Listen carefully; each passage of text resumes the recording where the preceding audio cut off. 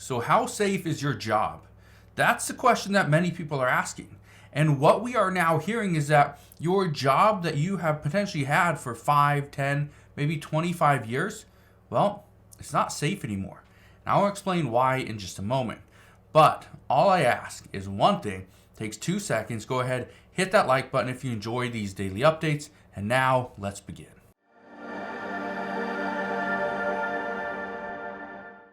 So why is your job not safe?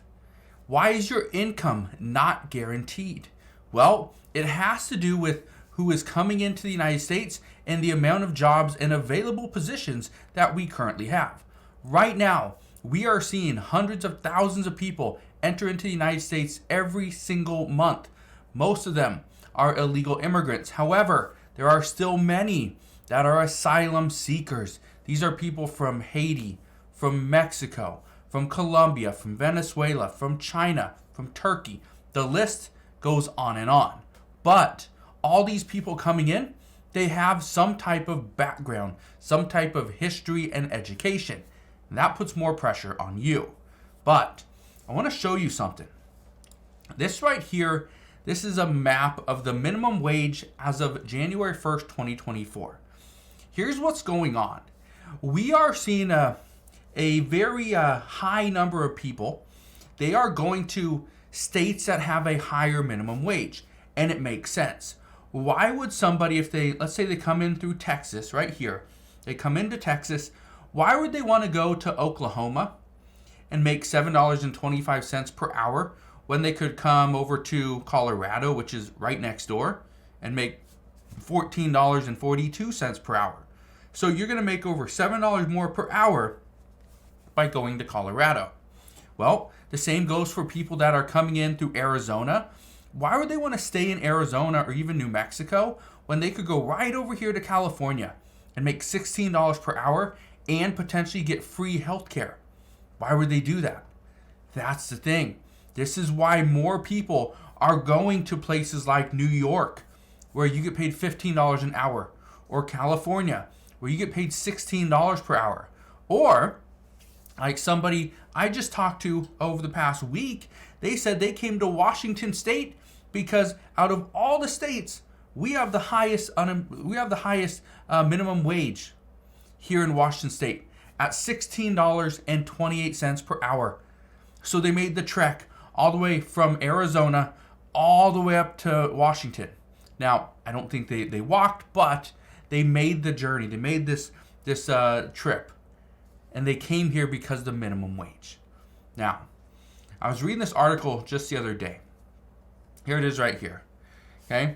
Or actually reading it this morning. It says, Chinese migrants make multi-country trek to U.S. southern border. I just want to make money. That's it. Here's the thing. The majority of the people coming into the United States, they just want to make money. And some of them are going to send it down to their family in Mexico, send it over to their family in China to help them come over to the United States. They want a better life. But here's the concern. The concern is that all the people that are currently here that are working and they think their job is completely safe. Your job is not safe. Your income is not guaranteed. I want to read you this. So I was talking to a friend of mine who lives in California. He works for a real estate firm. Okay, he's not a realtor, but he works for them. Anyway, he said this. He says, my office has ended our contract with a long-time cleaning company. We are now using a different company that hires people in the United States on asylum. So the whole premise behind this and what this cleaning company is doing is they're going out to these companies and telling them that we are using people that are here on asylum. So we are pretty much going to be the cheapest option for you. But these are hard workers. These are people that are willing to do their job. They've been vetted, and these are trustworthy people. They've been hiring them. His real estate firm has actually been doing a very good job of cutting costs to make more money. This is what we are about to see in many places. Because I know a company that they are hiring people out of China, or were out of China. Now they're here in the United States. those people that they're hiring are better at doing their job than people that were here in the United States. So they're sticking with them. And now they're not hiring them from China and having them do remote work. They're here on U.S. soil and they're working here. But they do have a work permit. And this is the big thing. What the Biden administration is doing right now, trying to get more asylum seekers a work permit. They're trying to expedite this process. And again, I think that's good that we have people that are working legally, but the issue is all those people that currently have a job and their job is at risk now, well, what happens then? What happens to them if they lose their job? We don't know. I asked another friend of mine what he's seeing. He said this, and I quote, he says, about 75% of the people applying for my open position have recently entered the United States. All they tell me is, I want to make money and I will do just about anything. That's what he said. I want to make money and I will do just about anything. But here's why experts are concerned. Experts are concerned because we are going to see additional inflation. If those million people, or I think there's like, over 2 million asylum seekers currently, and there's a backlog of over 2 million, all those 2 million people, if they get an expedited work permit and can start working tomorrow, we would see additional inflation. Maybe not tomorrow, but in a month or two. Because all those people that can now earn a paycheck, they're going to buy food, they're going to buy medicine, they're renting, or maybe they're going to try to buy something, maybe a car, right? This is going to cause additional inflation. Experts also worry that workers are going to be forced out of their current positions because many employers are saying that they are looking to try to cut costs by hiring less costly hourly workers.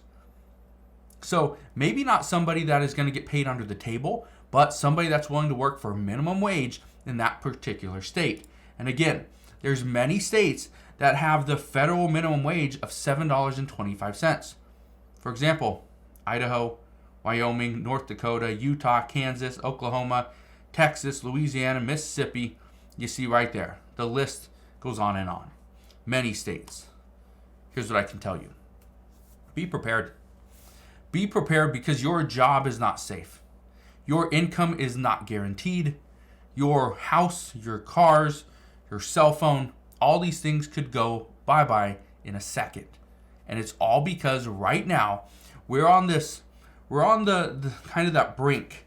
We're on that line. It's a fine line between bringing more people into the United States and allowing them to work legally versus sending everyone back or telling them no. When you're waiting for asylum, we are not going to expedite your work permit. You have to be patient and you will get that later. But again, it's all going to come down to who is going to benefit the most. How is the economy going to benefit? And as of right now, based off all, pretty much all reports, we are seeing that the economy is doing fairly well only because we have so many people coming into the United States and spending money. That's the only reason why. But we'll see what happens moving forward. All I can tell you is I will be here every step of the way. I will fill you in on all the latest news and updates, but that is what we know as of today. So again, thank you guys for watching. Consider subscribing. I'll see you guys on the next one.